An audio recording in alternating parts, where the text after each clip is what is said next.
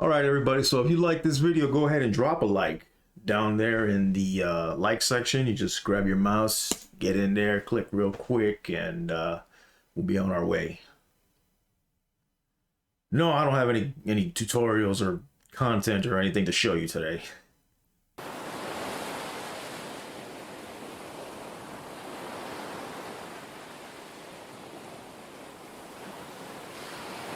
I'm kidding. I'm kidding. You should have seen real quick during the intro a little example right around here of what I was going to show you today. A quick little tutorial, a quick little lesson of how to do the thumbs up, the like reminder, the visual representation on your video there. It's going to be super quick. There's a multitude, a number of different ways that you can do this. I'm going to show you two real easy, real simple examples of how to do it. Again, this is all in Davinci Resolve, not necessarily in Premiere. I got to teach myself how to do it in Premiere. This is a learning process for me too. So let me go ahead and bring you over. I'm going to show you, first of all, in order to make that happen, make that animation of the thumbs up come out of nowhere and go away, you have to go onto the internet. You have to do a search for that particular JPEG or that particular icon. You know, you find it in Google Images or wherever the case is, hopefully, you know, preferably copyright free. But once you find an example of that image, if I can go ahead and bring it up here, got me here, and I'm down here. This is Resolve right now, real quick. I'm gonna show you a quick little example of the one that I already created. This is the one that I use. Play it back, see how it is. It comes out of nowhere, and then it pops into existence, and then later on, it just goes away. So you first need to grab yourself copies. I got 2 copies here. This like icon, you know, oftentimes it comes with a background. You know, like in this example, it's plastered onto a pure white background. It can be on a pure black background or whatever background, it doesn't matter.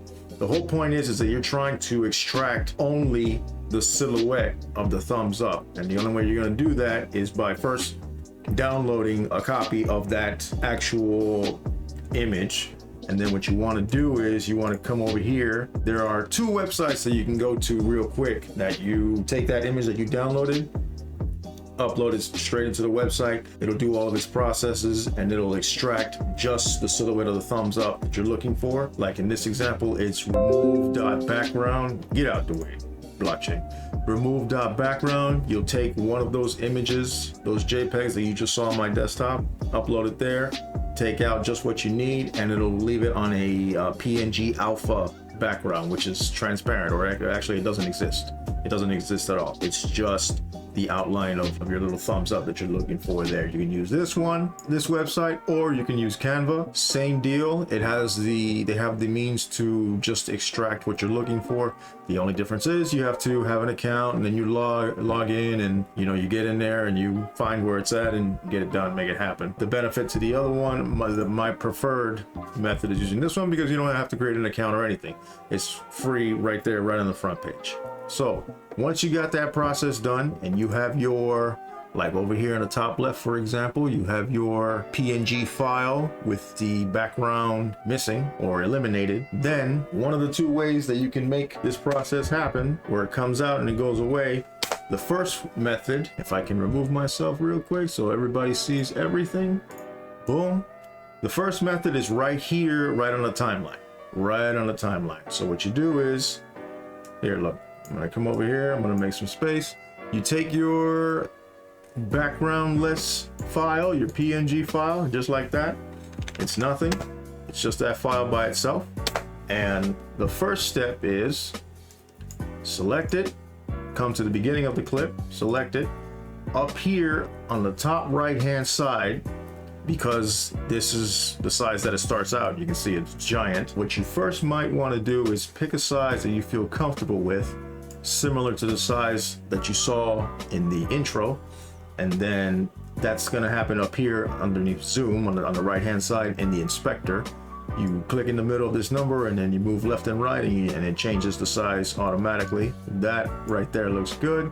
And then you want to position it. We'll go ahead and put it in the same spot that we saw it during the intro. Move it over to the right with the x-axis, and then on the y-axis you bring it down And then you figure out what side you want it to end and where the position of the actual thing is located. Once you got that done, what you need to do then is work with keyframes. That's where the animation part comes in, the animating part. With keyframes, what you need to do is you start right here.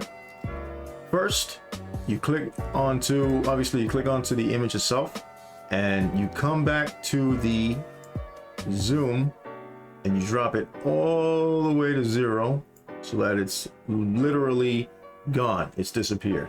And then you hit keyframe. Then once that's done, what you're doing is you're telling the software that you're on this particular frame, this specific image, you're going to start at 0, which is disappeared. You don't even see it. It's just not there. And then you're going to move forward in time, let's say 10, 15 frames, right arrow key, 1, 2, 3, 4, 5, 6, 7, 8, 9, 10. We'll do 10. 10's good. Zoom in. And right there, once you have the amount of frames that you want to have this thing come back out, then you go ahead and click back and zoom, and you bring it back to the original size that you want, and you don't have to click anything afterwards. The way keyframes work, once you set the first one, once you move over and move forward in time, and then you change an attribute at that point in time, another keyframe is established without you clicking anything again. So what ends up happening is you hit up arrow to go to the beginning of your clip. Boom. Up arrow, up arrow.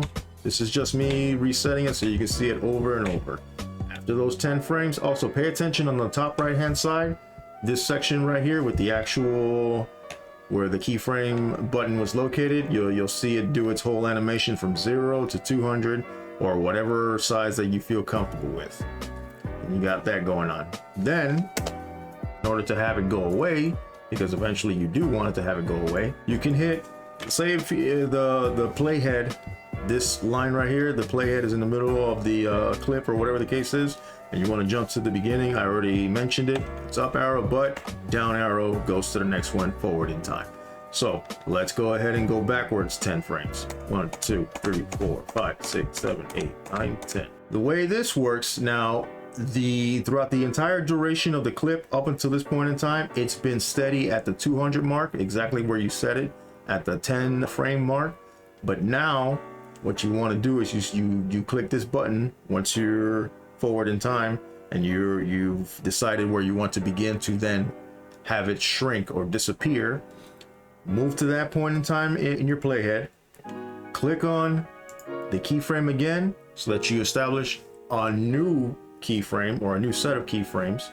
And then once that's done, go ahead and go to the end of your clip and make the adjustment at that point in time and shrink it all the way back to 0. Don't do it at the 10 frame mark before the end of the clip. Don't mess with any attributes. That's where you're beginning, at that position, at those features, at those parameters. And then at the end, then you shrink it all the way to 0 and don't click anything. Again, it'll automatically set the ending keyframe and it'll do its job. So we come back to the beginning, comes in the frame, and then it goes away. Once more, quick pause, this one, then do it, comes in the frame, and it goes away.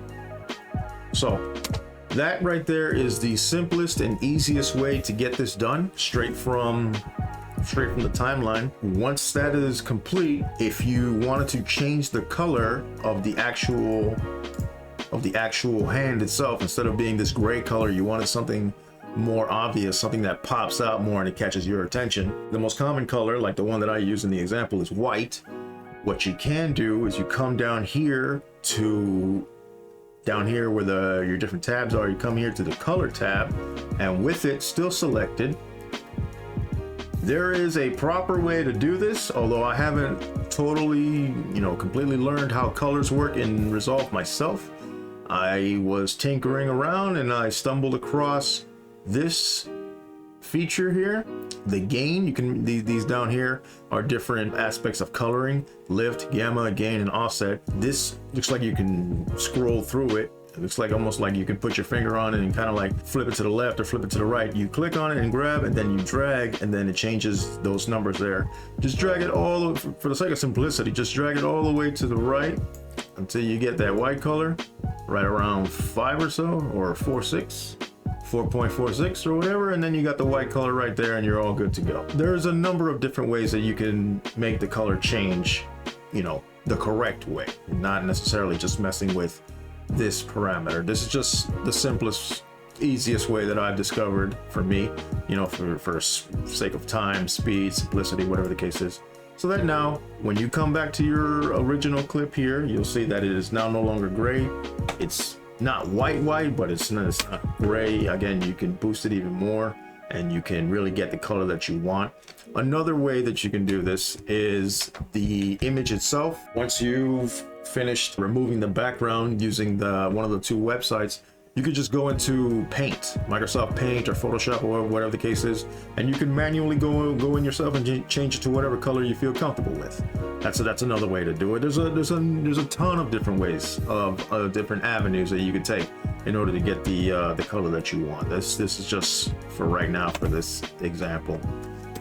And then there we have it.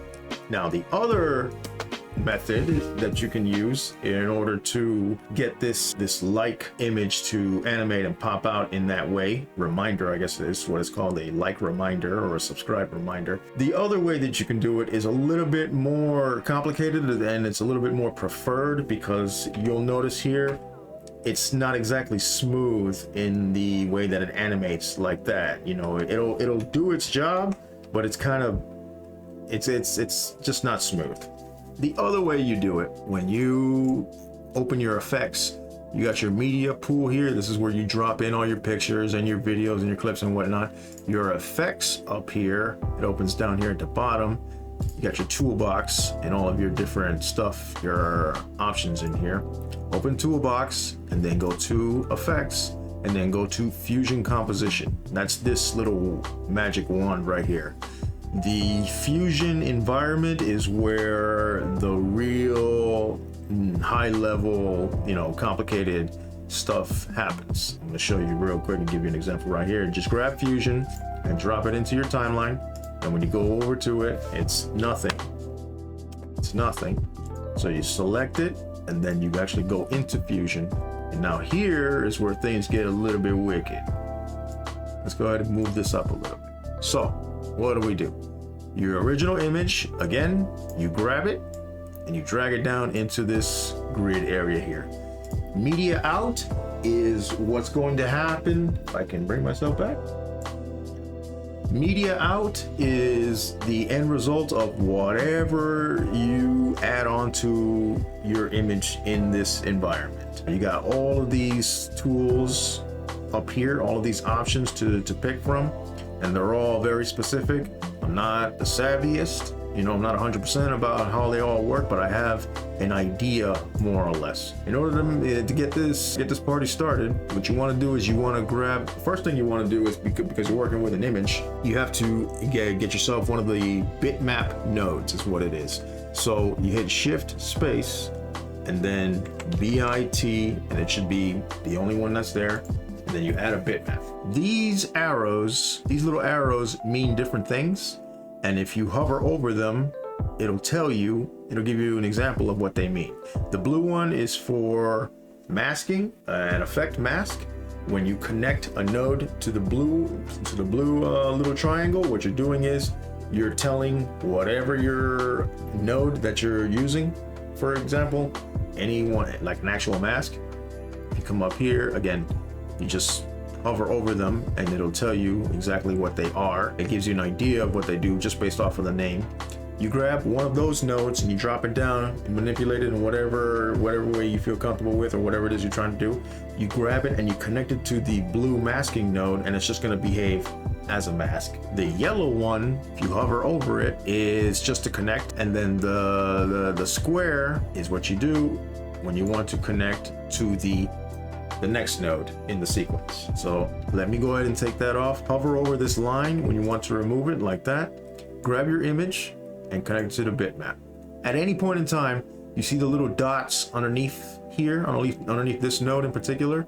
Those represent these windows up here. So if you click on it and drag it up to the top to the left window, you'll see your PNG, your image, your thumbs up that you're trying to work with in this example. In order to continue, you need to put a bitmap there. And then you're going to grab a background. The purpose of a background node is that you'll notice, like in this example, the thumbs up, the size of that image is huge. And what you want to avoid, maybe not in this particular example, but in future examples, what you want to avoid is your original file changing the canvas of the entire project, whatever it is that you're working on.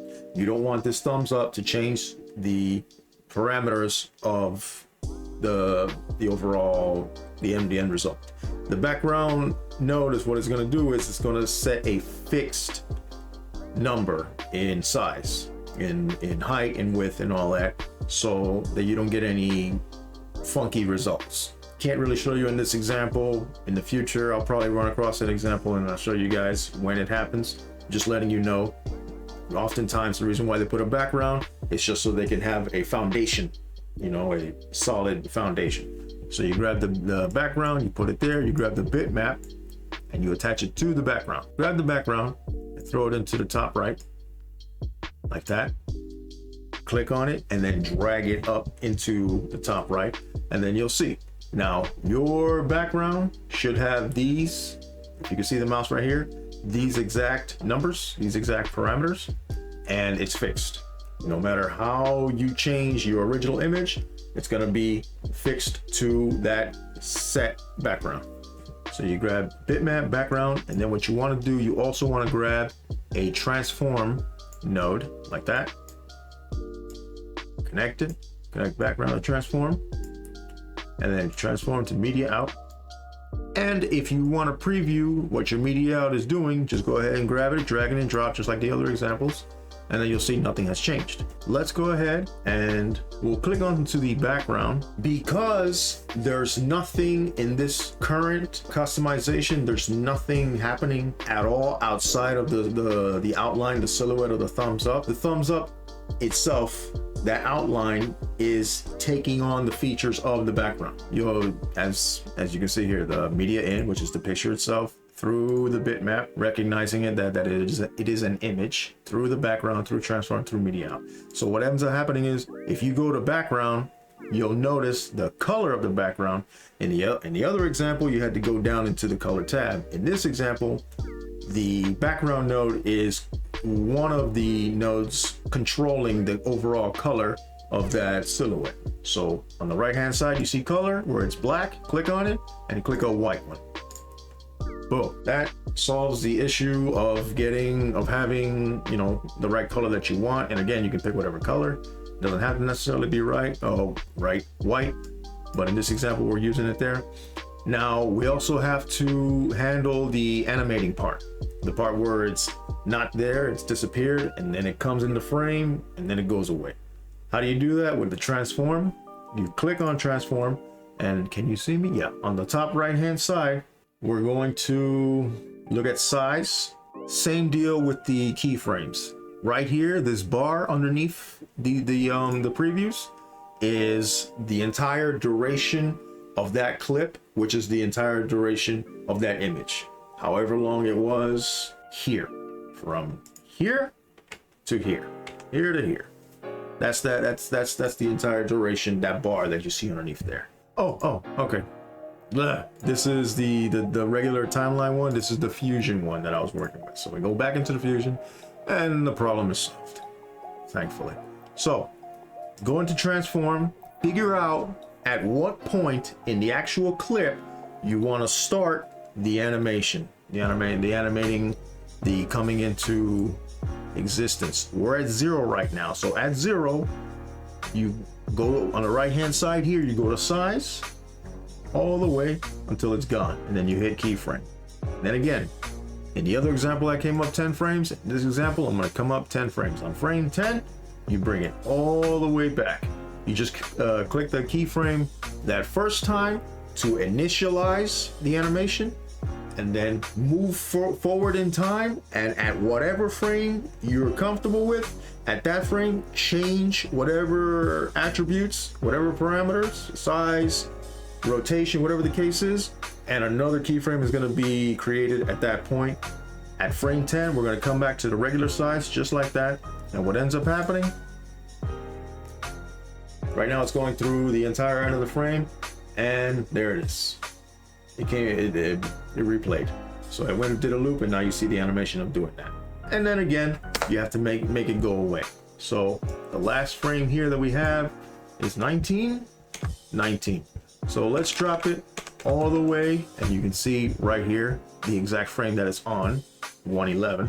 It was at 19. Let's drop it to 9. So at 9, we're gonna also, boom, initialize another keyframe, and then once it's all the way gone, or once you move forward in time, then you, in order to initialize or to complete the next keyframe, move an attribute or a feature like the size, which is what we want, and drop it all the way back to 0. So that when we hit play, like that, and it's gonna go all the way through, and then it's gonna go away. Right now, it looks very similar to the first way that we did it because of the fact that it's not smooth, and you'll a keen eye will kind of notice it when I finish this next process. How do you do that with the smoothing? I'm not exactly sure if this option is available in the first example that I showed you with in the timeline. I know it's here on the top right hand side. You see where it says spline. Click on the spline, and then it's going to open up this window. When you're in this window, the first thing you want to do is notice the animation that you created, the customized animation that you created. The zooming into frame, and then the disappearing. Select it, all of it, and you'll see it's starting to read that whole animation in the form of a graph. Once that's selected up here, you'll see the little arrows zoom to fit, and now you'll see the duration of the entire clip, where it started and where it ended. What you do, you go ahead, select the whole thing, boom, and hit S on your keyboard, or hit smooth. You'll see that the little angles over here, they kind of turned. So let's go ahead and let's bring this playhead. Let's bring it over here, and then we're gonna zoom in. Zoom in is control mouse upward, or mouse scroll up. What you want to do, or what you can do, grab this little piece and just drag it outwards. Be careful not to break that line so that it's linear. It's still linear and matches the rest of this piece right here. Just drag it outwards, and you'll see that curve was starting to come outwards a little bit. Go down. Do the same. Grab this, drag it all the way. Boom. Okay. Once that's done, hit fit the screen again. You see how over here it's just a, over here now in the part that you just smoothed it out, now it's got kind of like a flowy looking angle to it. We're gonna come over here and do the same. Control up so you can zoom in. Scroll up, control scroll up, grab it. Oh wait, okay. First you gotta highlight both of them, and then either hit this or hit S, boom, so that it opens up the little handlebars there. Control up, and then drag it. However far you want to drag it, or however much, there's no set amount. You just do however much you feel comfortable with. You do it by frames. If you want to drag them each corner out by 10 frames, 5 frames, you can do it, and then replay it back to yourself and see what it looks like to you. Does it look like something, does it feel good to your eye? Whatever the case is, and then just play around with it. Okay, so now what we're gonna do is we're gonna play it back.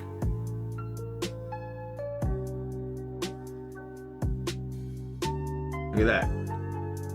So a little bit, it eases in just a little bit more. I'm gonna show you now an example in comparison to the other one that I did, the crude one that I created from the timeline directly. And we're gonna see the two examples next to each other. First thing I'm gonna do is I'm gonna take out a chunk of this. What is it, Shift B?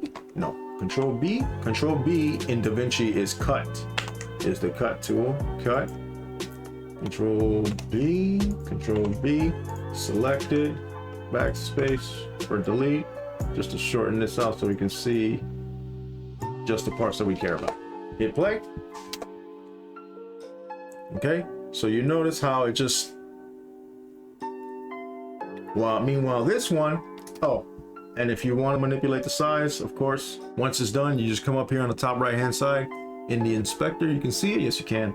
And so then the size of this one was 200. We'll do the same for this one, make it 200. Actually, no, it's a little bit smaller. When I created it in Fusion, it came out a little bit different size than the one that comes out here in the timeline. So let's go ahead and grab that number 460. We're gonna grab that number 460. We're gonna match these two clips. I should have did that before I actually chopped it up. No matter. So that's the same size. And then we're gonna change the position. I don't know where the position was on this one. 538. Copy. Change the position. Remember to do this all before you actually make that cut, so you don't have to do it twice. 538. Okay. Minus 328. Minus 328. Minus 328.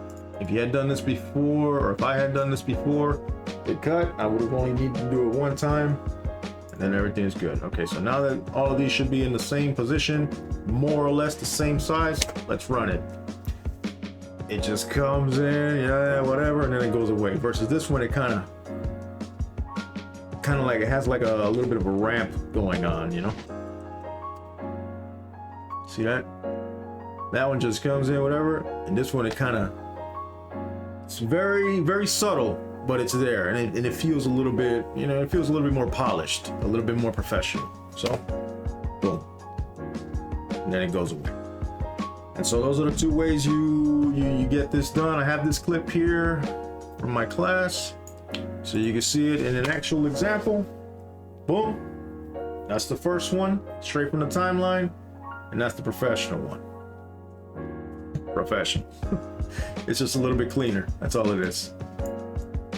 Let me move this leg so you can see it. Boom. So you would imagine in your YouTube video, that's how it would come out.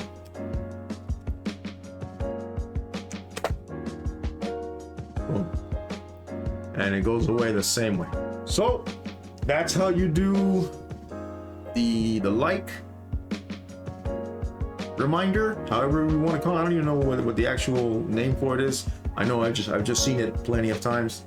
This isn't unique to just the like. You can do this with the other icon that's like that's supposed to represent the share button, where it's like an arrow going that way. Same process. You find the example that you want, upload it to remove the background, whether in remove.bg or in Canva, whatever. Get rid of the background, bring it in here, and then follow these steps, and it's the same deal. The next video that I'm gonna do, because this one's running a little bit long, it's going to be for subscribe, the subscribe icon that usually animates and pops out there, and then you see the little hand that comes out to click it or whatnot. I'm gonna work on that one next. That's gonna be the next installment. So I'm gonna let you guys go for now for this one, and be on the lookout for that one.